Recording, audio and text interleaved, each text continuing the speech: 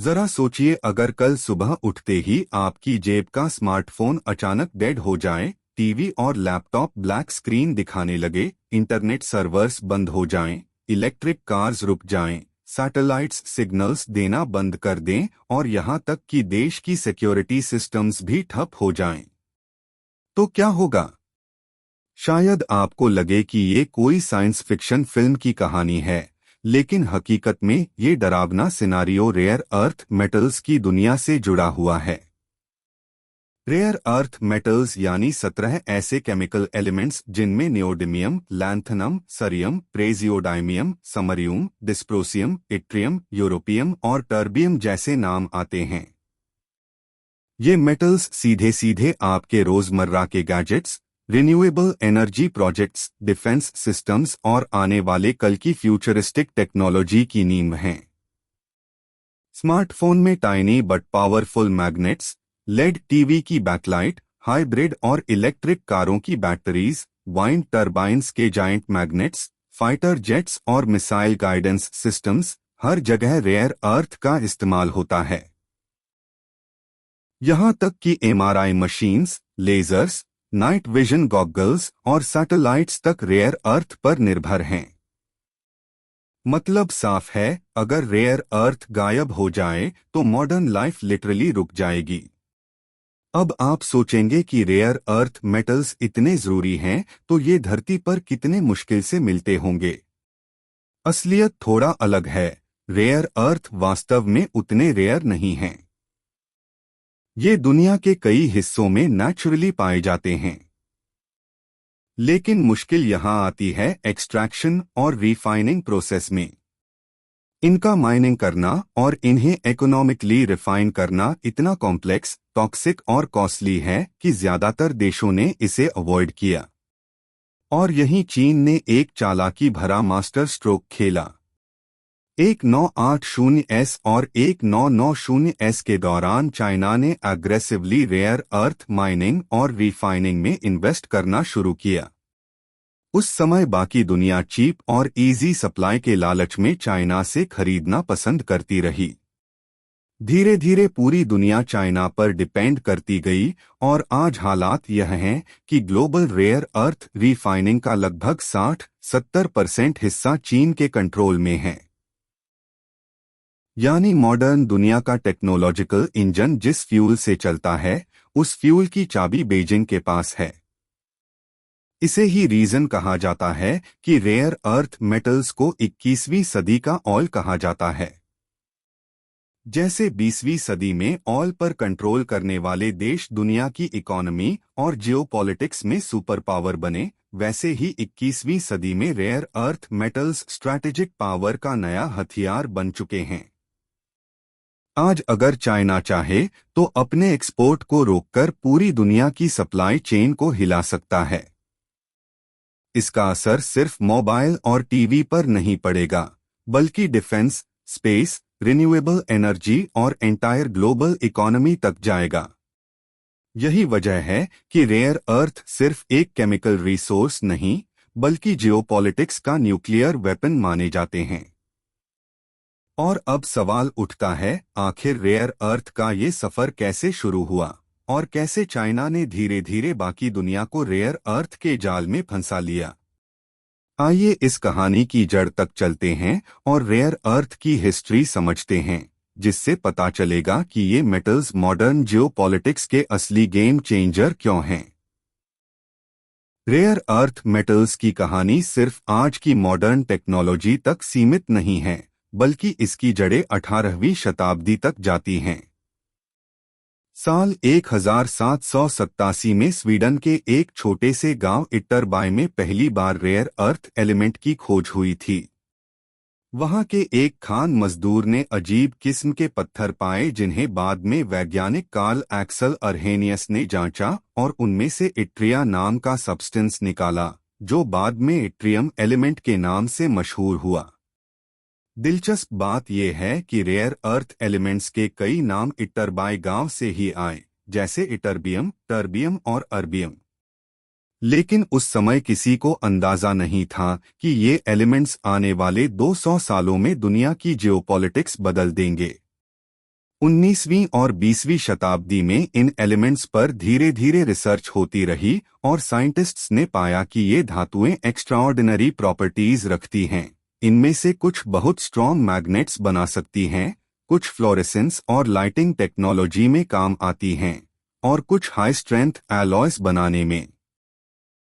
Industrial revolution के बाद rare earth का इस्तेमाल धीरे धीरे साइंटिफिक इंस्ट्रूमेंट्स और लैंप्स में होने लगा, लेकिन इनकी असली इंपॉर्टेंस तब सामने आई जब कोल्ड वॉर का दौर शुरू हुआ। अमेरिका और सोवियत यूनियन दोनों को अपनी डिफेंस टेक्नोलॉजी, न्यूक्लियर वेपन्स और स्पेस प्रोग्राम्स के लिए हाईटेक मटेरियल्स की जरूरत थी।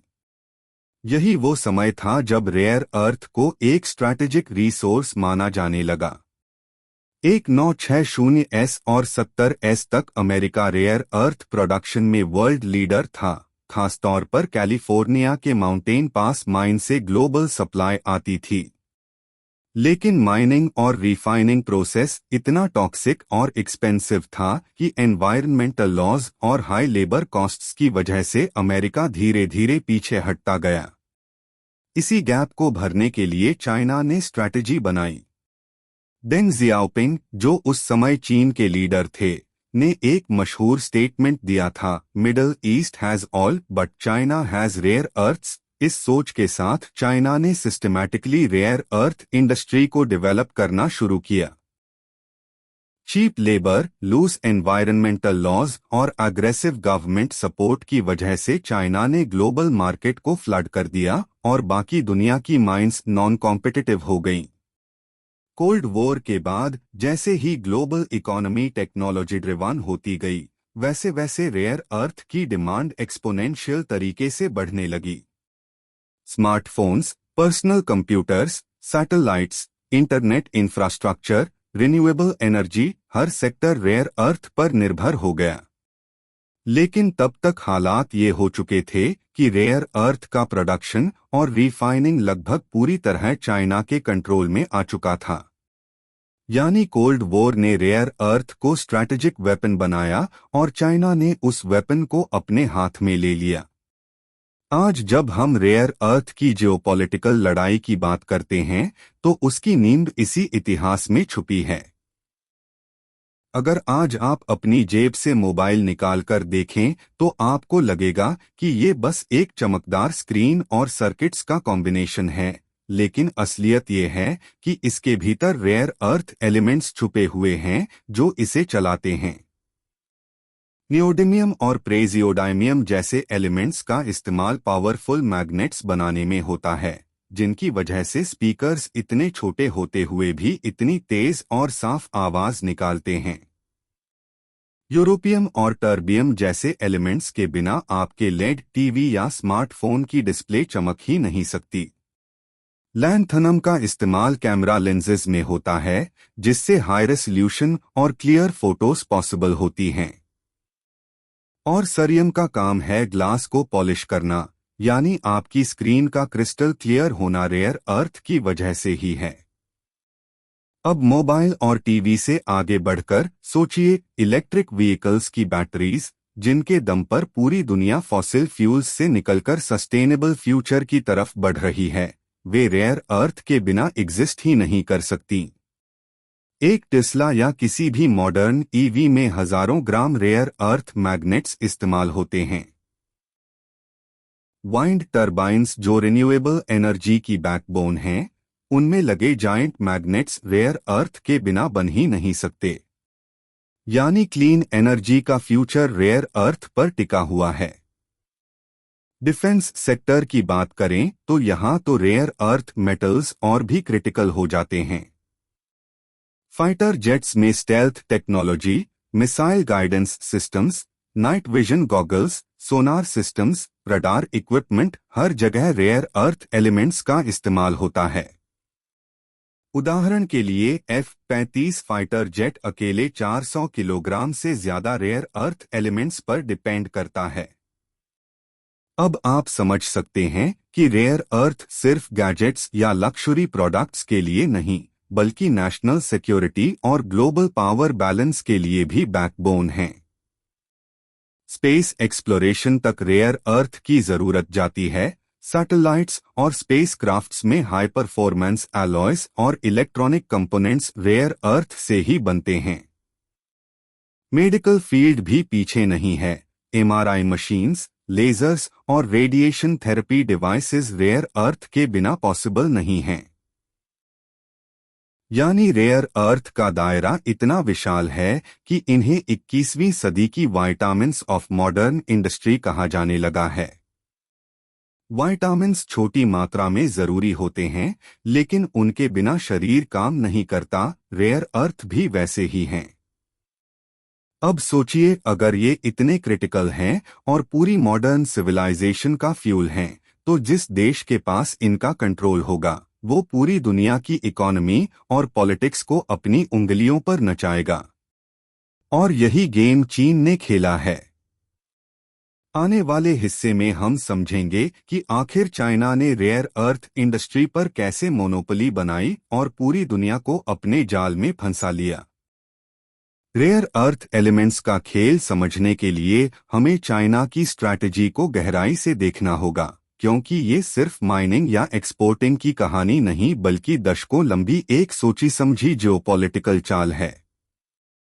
1980 और 1990 के दशक में जब दुनिया टेक्नोलॉजी और ग्लोबलाइजेशन की दौड़ में तेजी से भाग रही थी, तब चीन ने चुपचाप रेयर अर्थ इंडस्ट्री में अपनी जड़ें गहरी करनी शुरू कर दी। उस समय अमेरिका और दूसरे डेवलप्ड देशों के पास एडवांस्ड माइनिंग टेक्नोलॉजी तो थी, लेकिन एनवायरनमेंटल लॉज और हाई कॉस्ट की वजह से वे रेयर अर्थ रिफाइनिंग को प्रॉफिटेबल तरीके से मैनेज नहीं कर पा रहे थे। चीन ने इस वीकनेस को अपॉर्चुनिटी में बदल दिया। डेंग जियाओपिंग का मशहूर बयान middle east has all but China has rare earths चीन की सोच को परफेक्टली डिस्क्राइब करता है। चीन ने अपनी लूज एनवायरनमेंटल पॉलिसीज और चीप लेबर का एडवांटेज उठाकर मैसिव स्केल पर रेयर अर्थ माइनिंग और रिफाइनिंग शुरू कर दी। चाइनीज गवर्नमेंट ने रेयर अर्थ इंडस्ट्री को स्ट्रैटेजिक सेक्टर घोषित किया, हैवी सब्सिडीज दी और ग्लोबल मार्केट को इतना चीप रेयर अर्थ सप्लाई किया कि बाकी देशों की कंपनीज धीरे धीरे बंद हो गईं, क्योंकि वे प्राइस कंपटीशन में टिक ही नहीं पाईं। धीरे धीरे पूरी दुनिया रेयर अर्थ इंपोर्ट्स के लिए चीन पर डिपेंड करती गई। आज हालात ये हैं कि ग्लोबल रेयर अर्थ रिफाइनिंग का लगभग 70% और मैग्नेट प्रोडक्शन का 90% से ज्यादा हिस्सा चीन के कंट्रोल में है। चीन ने सिर्फ प्रोडक्शन पर ही नहीं बल्कि एंटायर सप्लाई चेन पर पकड़ बनाई है। माइनिंग, रिफाइनिंग, मैग्नेट मैन्युफैक्चरिंग और एक्सपोर्ट कोटास सब बीजिंग की पॉलिसी से तय होते हैं। 2010 में इसका सबसे बड़ा उदाहरण तब दिखा जब चीन और जापान के बीच साउथ चाइना सी को लेकर टेरिटोरियल डिस्प्यूट हुआ। चीन ने अचानक रेयर अर्थ एक्सपोर्ट्स को रोक दिया और जापान की टेक्नोलॉजी इंडस्ट्री लगभग हिल गई। इससे दुनिया को साफ हो गया कि रेयर अर्थ सिर्फ एक मिनरल रिसोर्स नहीं बल्कि चीन का जियोपॉलिटिकल हथियार है। इसके बाद से अमेरिका और यूरोप रेयर अर्थ डिपेंडेंसी से बाहर निकलने की कोशिश कर रहे हैं, लेकिन रिफाइनिंग टेक्नोलॉजी और कॉस्ट बैरियर्स के कारण वे अभी भी काफी हद तक चाइना पर रिलाय करते हैं। चीन की एक और चालाकी ये रही कि उसने रेयर अर्थ माइनिंग को सिर्फ रॉ मटेरियल तक सीमित नहीं रखा, बल्कि हाईटेक इंडस्ट्रीज जैसे ईवी बैटरीज और वाइंड टर्बाइन्स में भी मैसिव इन्वेस्टमेंट्स की। इसका मतलब ये कि रेयर अर्थ सप्लाई चेन पर मोनोपोली के साथ साथ उसने डाउनस्ट्रीम इंडस्ट्रीज पर भी कंट्रोल बना लिया। यानी रेयर अर्थ चाइना के लिए सिर्फ एक्सपोर्ट प्रोडक्ट नहीं है बल्कि जियोपॉलिटिकल लेवरेज है। और अब जब पूरी दुनिया क्लीन एनर्जी और डिजिटल रेवोल्यूशन की तरफ बढ़ रही है, तो रेयर अर्थ का कंट्रोल चीन को 21वीं सदी का नया सुपर पावर बना रहा है। रेयर अर्थ मेटल्स की सबसे दिलचस्प और खतरनाक कहानी तब शुरू होती है जब ये सीधे तौर पर अमेरिका और चीन की राइवलरी का हिस्सा बन जाती है। कोल्ड वॉर के दौर में रेयर अर्थ प्रोडक्शन का बड़ा हिस्सा अमेरिका के माउंटेन पास माइन से आता था, लेकिन जैसे ही चाइना ने अपनी सस्ती सप्लाई और एग्रेसिव रिफाइनिंग कैपेसिटी से ग्लोबल मार्केट को कैप्चर किया, अमेरिका धीरे धीरे पीछे हट गया और 2002 तक माउंटेन पास माइन बंद हो गया। नतीजा ये हुआ कि सुपर पावर कहलाने वाला अमेरिका भी रेयर अर्थ जैसे क्रिटिकल रिसोर्सेज के लिए चाइना पर डिपेंडेंट हो गया। ये डिपेंडेंसी तब बड़ी कमजोरी बनकर सामने आई जब 2010 में चाइना ने जापान को रेयर अर्थ एक्सपोर्ट रोककर दुनिया को अपना असली हथियार दिखा दिया। उस वक्त अमेरिका को समझ आया कि अगर रेयर अर्थ सप्लाई पर चीन ने लगाम कस दी तो उसकी पूरी डिफेंस इंडस्ट्री, इलेक्ट्रॉनिक्स मैन्युफैक्चरिंग और एनर्जी ट्रांजिशन प्रोजेक्ट्स खतरे में आ सकते हैं। इसी कारण रेयर अर्थ आज चाइना ट्रेड वॉर का सेंट्रल पॉइंट बन चुका है। डोनाल्ड ट्रंप के कार्यकाल में जब ट्रेड टैरिफ्स की लड़ाई छिड़ी तो चीन ने इशारा दिया कि रेयर अर्थ एक्सपोर्ट्स पर रोक लगाई जा सकती है। ये संदेश साफ था, अगर आप हमें इकोनॉमिक फ्रंट पर दबाने की कोशिश करेंगे तो हम आपके एंटायर टेक और डिफेंस सेक्टर की सप्लाई चेन चोक कर देंगे। अमेरिका ने इसे सीरियसली लिया और अल्टरनेटिव सोर्सेज एक्सप्लोर करना शुरू किया। ऑस्ट्रेलिया, कनाडा और अफ्रीका के कुछ देशों में रेयर अर्थ माइनिंग प्रोजेक्ट्स शुरू किए गए। माउंटेन पास माइन को भी 2017 में दोबारा खोला गया, लेकिन असली प्रॉब्लम रिफाइनिंग टेक्नोलॉजी की है, जिसमें अभी भी चाइना अनबीटेबल है। अमेरिका की डिफेंस सेक्टर को रेयर अर्थ की सीधी जरूरत है, fighter jets, drones, radar, missiles, और ये डिपेंडेंस उसे हमेशा असुरक्षित बनाती है। इसी वजह से पेंटागन ने रेयर अर्थ को क्रिटिकल मिनरल्स की सूची में रखा और माइनिंग कंपनीज को बिलियंस ऑफ डॉलर्स की सब्सिडीज देने की शुरुआत की। दूसरी ओर चीन ने अपने मोनोपोली को और मजबूत करने के लिए रेयर अर्थ इंडस्ट्री का वर्टिकल इंटीग्रेशन कर लिया है, यानी वो सिर्फ रॉ मटेरियल्स ही नहीं देता बल्कि प्रोसेस्ड मैग्नेट्स और एडवांस्ड टेक कंपोनेंट्स भी बनाता है। इस वजह से अमेरिका रेयर अर्थ की रेस में हमेशा 2 कदम पीछे रहता है। चाइना राइवलरी में रेयर अर्थ एक इनविजिबल हथियार की तरह है, एक ऐसा हथियार जो बिना गोली चलाए भी ग्लोबल पावर बैलेंस बदल सकता है। यही कारण है कि एनालिस्ट्स कहते हैं, आने वाले दशक की जियोपॉलिटिक्स तेल या हथियारों से नहीं बल्कि रेयर अर्थ मेटल्स से तय होगी। अब सवाल आता है कि रेयर अर्थ मेटल्स की इस ग्लोबल चेस बोर्ड पर भारत कहाँ खड़ा है। शायद बहुत लोगों को ये पता नहीं होगा कि भारत रेयर अर्थ के मामले में कोई छोटा खिलाड़ी नहीं है। जियोलॉजिकल स्टडीज के अनुसार भारत के पास दुनिया के लगभग 6% रेयर अर्थ रिजर्व्स हैं और ये ज्यादातर कोस्टल रीजन्स यानी ओडिशा, केरल, तमिलनाडु और आंध्र प्रदेश की बीच सैंड्स में पाए जाते हैं। खासकर मोनाजाइट नामक मिनरल से रेयर अर्थ एलिमेंट्स निकाले जाते हैं। लेकिन असली चैलेंज ये है कि भारत के पास अभी माइनिंग और रिफाइनिंग की कैपेसिटी बहुत सीमित है। Indian rare earths limited (IREL), जो कि एक सरकारी कंपनी है, डेकेड्स से इस फील्ड में काम कर रही है, लेकिन अभी तक चीन की तरह large scale refining ecosystem Bharat develop नहीं कर पाया है। Bharat rare earth raw materials को निकालता तो है, लेकिन वैल्यू एडेड प्रोडक्ट्स जैसे कि मैग्नेट्स, एलॉयज और एडवांस्ड टेक कंपोनेंट्स बहुत कम मात्रा में बनाता है। यही कारण है कि ग्लोबल सप्लाई चेन में भारत का रोल अभी भी मार्जिनल है। लेकिन पिक्चर यहीं खत्म नहीं होती। मोदी सरकार ने रेयर अर्थ को क्रिटिकल स्ट्रैटेजिक रिसोर्स मानते हुए इसे आत्मनिर्भर भारत और मेक इन इंडिया मिशन से जोड़ दिया है। 2023 में भारत ने ऑस्ट्रेलिया के साथ एक बड़ा अग्रीमेंट साइन किया, जिसके तहत दोनों देश रेयर अर्थ और क्रिटिकल मिनरल्स की जॉइंट एक्सप्लोरेशन और प्रोसेसिंग प्रोजेक्ट्स पर काम करेंगे। इसका मकसद सिर्फ इकोनॉमिक गेन नहीं बल्कि चाइना पर डिपेंडेंसी कम करना भी है। दूसरी तरफ भारत ने जापान और अमेरिका के साथ क्वाड फ्रेमवर्क में रेयर अर्थ सप्लाई चेन को सिक्योर करने की योजना बनाई है। ये पार्टनरशिप सिर्फ इकोनॉमिक कोऑपरेशन नहीं बल्कि जियोपॉलिटिक्स का हिस्सा है, जहां भारत खुद को एक रिलायबल अल्टरनेटिव सप्लायर के रूप में एस्टैब्लिश करना चाहता है। इसके अलावा डिफेंस सेक्टर के लिए भी रेयर अर्थ क्रिटिकल है, चाहे फाइटर जेट्स हों, मिसाइल्स हों या इलेक्ट्रॉनिक वॉरफेयर सिस्टम्स, और भारत अपनी ग्रोइंग डिफेंस इंडस्ट्री को फॉरेन डिपेंडेंसी से मुक्त करना चाहता है।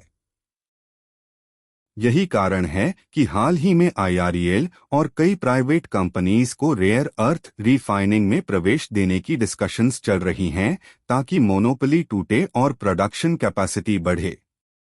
हालांकि चैलेंजेस बहुत हैं, टेक्नोलॉजी गैप, एनवायरनमेंटल कॉन्सर्न्स और ग्लोबल कंपटीशन, लेकिन एक्सपर्ट्स मानते हैं कि अगर भारत रेयर अर्थ इंडस्ट्री में अग्रेसिवली इन्वेस्ट करता है तो अगले 10-15 साल में वो इस सेक्टर का एक बड़ा ग्लोबल प्लेयर बन सकता है।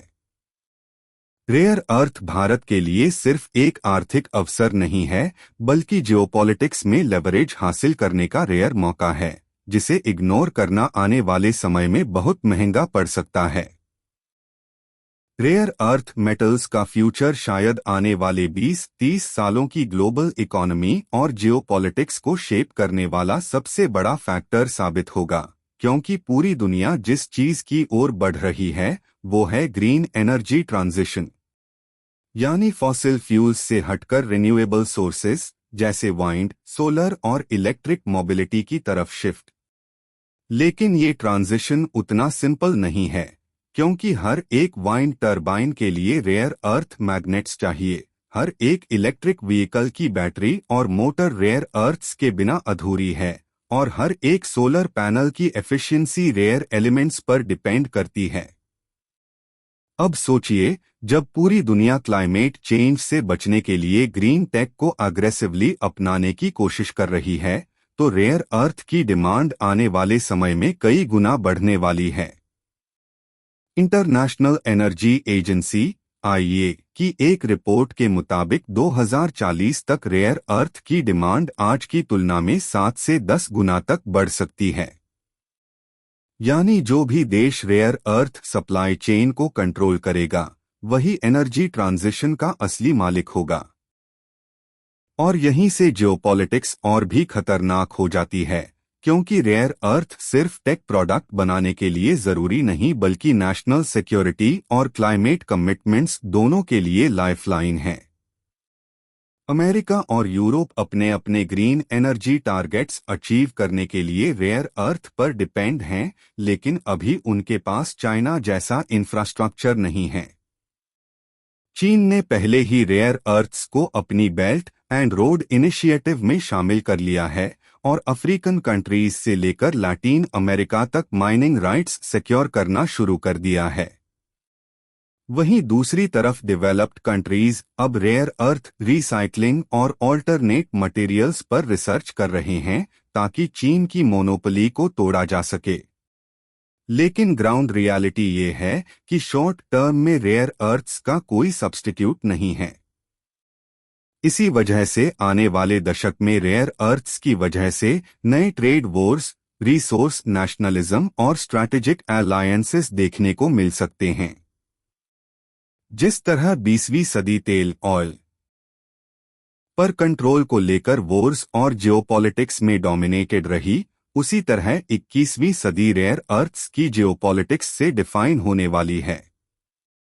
सवाल ये है कि क्या दुनिया ऑयल से निकलकर रेयर अर्थ्स के नए ट्रैप में फंस जाएगी या फिर सस्टेनेबल और डाइवर्सिफाइड सप्लाई चेन्स क्रिएट करने में सफल होगी।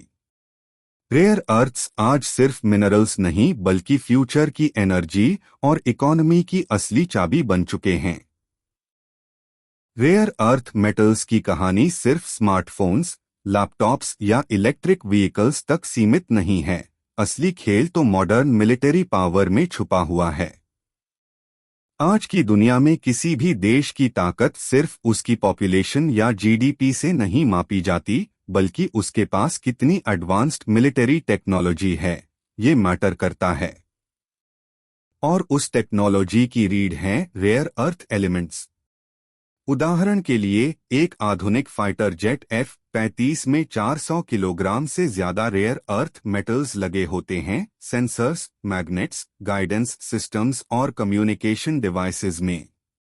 मिसाइलों के प्रिसिजन गाइडेंस सिस्टम्स, सबमरीन्स के सोनार, सैटेलाइट्स की navigation technology, night vision goggles, laser targeting systems, यहां तक कि न्यूक्लियर वेपन्स तक रेयर अर्थ्स पर डिपेंड करते हैं।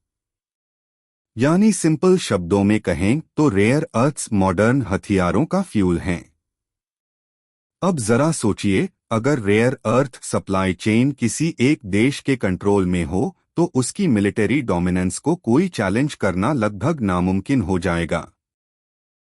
यही वजह है कि अमेरिका, यूरोप और जापान रेयर अर्थ सिक्योरिटी को नेशनल सिक्योरिटी का मुद्दा मानते हैं। लेकिन समस्या ये है कि रेयर अर्थ रिफाइनिंग में चाइना का दबदबा इतना ज्यादा है कि अगर वो सप्लाई रोक दे तो डेवलप्ड कंट्रीज की डिफेंस प्रोडक्शन रुक सकती है। 2010 में चीन ने जापान को रेयर अर्थ एक्सपोर्ट रोक दिया था और उसके बाद से ही पूरी दुनिया को ये डर सताने लगा कि फ्यूचर वॉर्स सिर्फ मिसाइल्स और टैंक्स से नहीं बल्कि मिनरल्स की सप्लाई चेन्स से भी लड़ी जाएंगी। डिफेंस एक्सपर्ट्स मानते हैं कि रेयर अर्थ्स फ्यूचर का ऑल ऑफ वॉर हैं।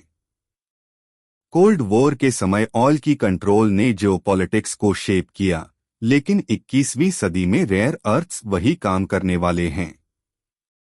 इसीलिए Pentagon rare earth stockpiling कर रहा है। ऑस्ट्रेलिया और कनाडा स्ट्रैटेजिक माइनिंग प्रोजेक्ट्स पर काम कर रहे हैं और Europe rare earth recycling plants बना रहा है। लेकिन ग्राउंड रियलिटी ये है कि आज भी 90% से ज्यादा रिफाइंड रेयर अर्थ्स चीन से आती हैं। रेयर अर्थ्स की वजह से आने वाले समय में अलायंसेस और भी इंटरेस्टिंग होंगे। अमेरिका और भारत जैसे देश एक दूसरे से रेयर अर्थ डील्स करेंगे ताकि डिफेंस टेक्नोलॉजी मजबूत हो। वहीं चीन और रशिया रेयर अर्थ को एक स्ट्रैटेजिक कार्ड की तरह इस्तेमाल करेंगे। एक तरह से रेयर अर्थ्स ने मॉडर्न वॉरफेयर को एक इनविजिबल बैटलफील्ड में बदल दिया है, जहां असली लड़ाई मिसाइल्स या टैंक्स से नहीं बल्कि मिनरल्स और सप्लाई चेन्स से लड़ी जाएगी। रेयर अर्थ्स के बिना मॉडर्न सुपर पावर बनना नामुमकिन है और यही इन्हें आने वाले समय की जियोपॉलिटिक्स का सबसे खतरनाक वेपन बनाता है। अब सवाल आता है कि इस पूरे रेयर अर्थ के खेल में भारत कहां खड़ा है। असल में भारत के पास रेयर अर्थ्स के बहुत बड़े बड़े रिजर्व्स मौजूद हैं।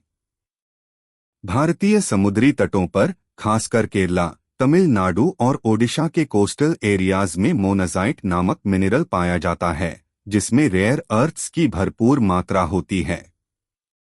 जियोलॉजिकल सर्वे ऑफ इंडिया की रिपोर्ट्स के अनुसार भारत के पास रेयर अर्थ रिजर्व्स दुनिया के टॉप 5 देशों में गिने जाते हैं।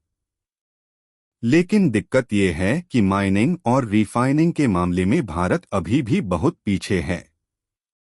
हमारे पास रिजर्व्स तो हैं, लेकिन उन्हें एक्सट्रैक्ट करने और रिफाइन करने की टेक्नोलॉजी और लार्ज स्केल इंफ्रास्ट्रक्चर अभी भी चाइना के लेवल तक नहीं पहुंचा है। यही वजह है कि आज भी भारत अपनी रेयर अर्थ डिमांड का बड़ा हिस्सा इंपोर्ट करता है। अब आप सोचिए, जब चाइना पूरी दुनिया की सप्लाई चेन कंट्रोल कर रहा है, तो अगर भारत अपने रिजर्व्स का सही इस्तेमाल करे तो वो न सिर्फ अपनी जरूरतें पूरी कर सकता है, बल्कि ग्लोबल रेयर अर्थ मार्केट में एक बड़ा प्लेयर भी बन सकता है। यही कारण है कि भारत सरकार अब रेयर अर्थ्स को स्ट्रैटेजिक मिनरल मानकर पॉलिसीज बना रही है। हाल ही में भारत ने ऑस्ट्रेलिया के साथ रेयर अर्थ्स को लेकर स्ट्रैटेजिक डील्स साइन की हैं, ताकि डिफेंस और टेक्नोलॉजी सेक्टर की जरूरतें चीन पर डिपेंड हुए बिना पूरी की जा सकें। इसके अलावा भारत मेक इन इंडिया और आत्मनिर्भर भारत के विजन के तहत रेयर अर्थ रिफाइनिंग प्लांट्स लगाने की कोशिश कर रहा है। इसरो जैसे स्पेस मिशंस और डीआरडीओ जैसे डिफेंस प्रोजेक्ट्स में भी रेयर अर्थ की डिमांड काफी ज्यादा है। रेयर अर्थ्स की वजह से भारत के लिए एक बड़ा अवसर है। अगर सही तरीके से इन्वेस्टमेंट, टेक्नोलॉजी ट्रांसफर और इंटरनेशनल कोलैबोरेशन हो जाए तो भारत दुनिया के रेयर अर्थ हब में से एक बन सकता है। लेकिन इसके साथ एनवायरनमेंटल चैलेंजेस भी हैं, क्योंकि रेयर अर्थ माइनिंग काफी पोल्यूशन क्रिएट करती है। इसलिए भारत को बैलेंस बनाकर चलना होगा, यानी रेयर अर्थ का प्रोडक्शन बढ़ाना भी है और साथ ही सस्टेनेबल माइनिंग प्रैक्टिसेस अपनानी भी हैं। एक्सपर्ट्स का मानना है कि आने वाले 10 सालों में अगर भारत इस सेक्टर में अग्रेसिव स्ट्रैटेजी अपनाता है तो वो न सिर्फ अपनी टेक इंडिपेंडेंस हासिल कर लेगा, बल्कि ग्लोबल जियोपॉलिटिक्स में एक मिनरल सुपर पावर के तौर पर भी उभर सकता है। रेयर अर्थ्स भारत को सिर्फ टेक्नोलॉजी में आगे नहीं ले जाएंगे, बल्कि डिफेंस, स्पेस और क्लीन एनर्जी में भी फ्यूचर लीडर बना सकते हैं। यही वजह है कि रेयर अर्थ्स आज भारत के लिए सिर्फ मिनरल नहीं बल्कि नेशनल पावर और सॉवरेंटी का सवाल बन चुके हैं। रेयर अर्थ्स को लेकर आने वाला फ्यूचर जियोपॉलिटिक्स शायद तेल और गैस से भी ज्यादा इंटेंस होने वाला है। जिस तरह 20वीं सदी में मिडल ईस्ट के तेल ने दुनिया की फॉरेन पॉलिसीज, युद्ध और अलायंसेस को शेप किया, उसी तरह 21वीं सदी में rare earths global power balance को डिफाइन करेंगे। जैसे जैसे artificial intelligence, electric vehicles, quantum computing और 6G जैसी टेक्नोलॉजीज तेजी से बढ़ेंगी, रेयर अर्थ की डिमांड कई गुना बढ़ने वाली है। इंटरनेशनल एनर्जी एजेंसी का अनुमान है कि 2040 तक रेयर अर्थ्स की डिमांड आज की तुलना में 4 से 5 गुना ज्यादा होगी। अब सवाल है, क्या चाइना अकेले इतना दबाव झेल पाएगा? शायद नहीं। यही वजह है कि अमेरिका, यूरोप, जापान और भारत मिलकर रेयर अर्थ सप्लाई चेन्स को डाइवर्सिफाई करने पर जोर दे रहे हैं। दूसरी तरफ चाइना भी ये जानता है कि उसकी मोनोपोली पर ग्लोबल प्रेशर बढ़ रहा है। इसलिए वो अफ्रीका, लैटिन अमेरिका और साउथ ईस्ट एशिया में रेयर अर्थ माइनिंग प्रोजेक्ट्स में भारी निवेश कर रहा है, ताकि सिर्फ डोमेस्टिक रिजर्व्स पर डिपेंड न रहना पड़े। एक्सपर्ट्स का मानना है कि आने वाले समय में रेयर अर्थ्स को लेकर नए तरह के जियो इकोनॉमिक ब्लॉक्स बनेंगे। जैसे नाटो मिलिट्री के लिए था, वैसे ही एक मिनरल्स अलायंस देखने को मिल सकता है। एक और पहलू ये है कि रेयर अर्थ्स की स्केर्सिटी और स्ट्रैटेजिक वैल्यू की वजह से आने वाले दशकों में कई नए रिसोर्स बेस्ड कॉन्फ्लिक्ट्स हो सकते हैं, जिन्हें लोग रेयर अर्थ वॉर्स भी कहने लगे हैं। इमेजिन कीजिए, अगर किसी देश ने अपने रेयर अर्थ एक्सपोर्ट्स पर प्रतिबंध लगा दिया तो पूरी दुनिया की सेमीकंडक्टर, ईवी और डिफेंस इंडस्ट्रीज रुक सकती हैं। यानी रेयर अर्थ्स सिर्फ एक कमोडिटी नहीं बल्कि एक हथियार बन चुके हैं। दूसरी तरफ टेक्नोलॉजी का नया ट्रेंड है रेयर अर्थ रिसाइकलिंग और सब्स्टिट्यूट्स।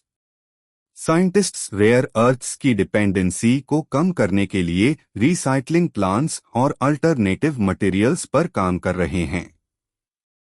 लेकिन एक्सपर्ट्स का मानना है कि आने वाले 20-30 सालों तक रेयर अर्थ्स का कोई सच्चा अल्टरनेटिव नहीं मिलेगा। इसका मतलब है कि रेयर अर्थ्स ग्लोबल जियोपॉलिटिक्स का सबसे बड़ा कार्ड बने रहेंगे। भारत जैसे देशों के लिए ये एक गोल्डन अपॉर्चुनिटी भी है और चैलेंज भी। अगर आज सही कदम उठाए जाए तो भारत फ्यूचर में एक ग्लोबल लीडर बन सकता है, लेकिन अगर मौका चूक गया तो डिपेंडेंसी और बढ़ जाएगी। आखिरकार रेयर अर्थ्स का फ्यूचर सिर्फ टेक्नोलॉजी या इकोनॉमी से नहीं जुड़ा, बल्कि ये तय करेगा कि आने वाले 100 सालों में कौन सा देश सुपर पावर बनेगा और कौन सिर्फ फॉलोअर। इसीलिए रेयर अर्थ्स की जियोपॉलिटिक्स असल में आने वाले समय की सबसे बड़ी चेसबोर्ड है, जहां हर चाल दुनिया के फ्यूचर को शेप करेगी।